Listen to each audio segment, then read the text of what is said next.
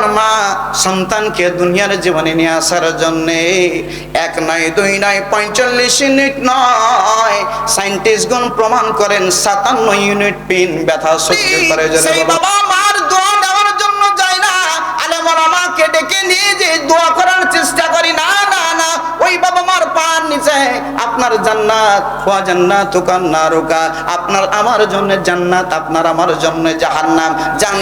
একজন মানুষ, সাধারণ মানুষ, যেই মানুষটাকে যদি আঘাত করা হয়, কষ্ট দেওয়া হয়, যন্ত্রণা দেওয়া হয়, ব্যথা দেওয়া হয়, একটা যুবককে যদি ব্যথা দেওয়া হয় 45 ইউনিট ব্যথা সহ্য করতে পারবে একটা মানুষ, বলিষ্ঠ মানুষ, যুবক মানুষ।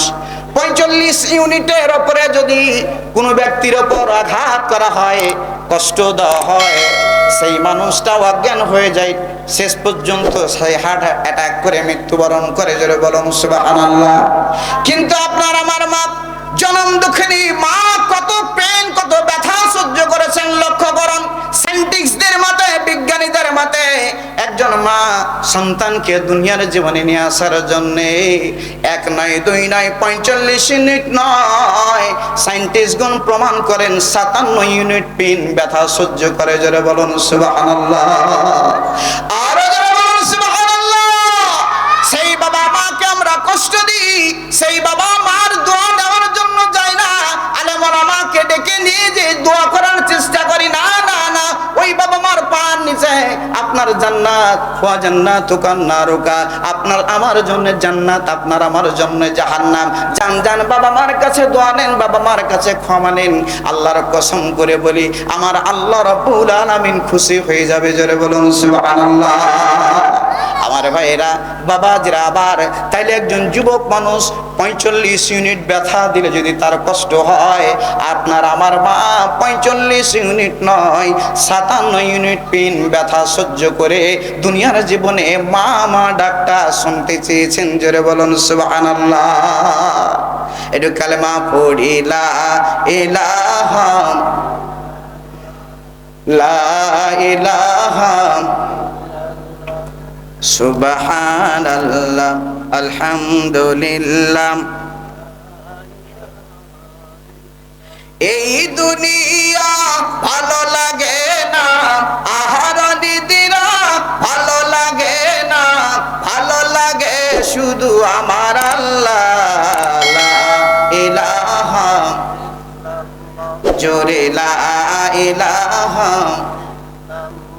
আকাশের তারা গলম ঝিলমিলে ঝিলিমিলে জ্বলছে, ডালে ডালে ফুলগুলো সৌরভে দুলছে, রাসূল এসেছে, হাবিব এসেছে।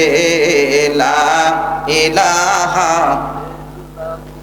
লা ইলাহা ইল্লাল্লাহু মুহাম্মাদুর রাসূলুল্লাহ সাল্লাল্লাহু আলাইহি ওয়াসাল্লাম। বন্ধুরা আমার, বাবাজিরা আমার, আমাদেরকে একদিন ঝরে যেতেই হবে। জোরে বলুন কথা ঠিক কিনা? আরো জোরে বলুন ঠিক কিনা? মরতেই হবে, নাকের মধ্যে তুলা ঢুকিয়ে দেওয়া হবে। যেই দিন জন্মগ্রহণ করেছি, এক কানে আজান আর এক কানে ইকামত দেওয়া হয়ে গেছে। জোরে বলুন ঠিক কিনা? যেখানেই জানাজা হোক না কেন, সেই জানাজার সময় কোনো ইমাম, কোনো আলেম বলে না একটা আজান দিয়ে দাও, ইকামত দাও। কোনোদিন আজান হয় না, ইকামত হয় না, কেননা তার আজান এবং ইকামত জন্মের দিন হয়ে গেছে, এখন জামাত শুরু করে দাও। জোরে বলুন সুবহানাল্লাহ। শুরু হয়ে গেল জামাত, শুরু হয়ে গেল নামাজ। এবার অন্ধকার কবরে রেখে দেওয়া হলো।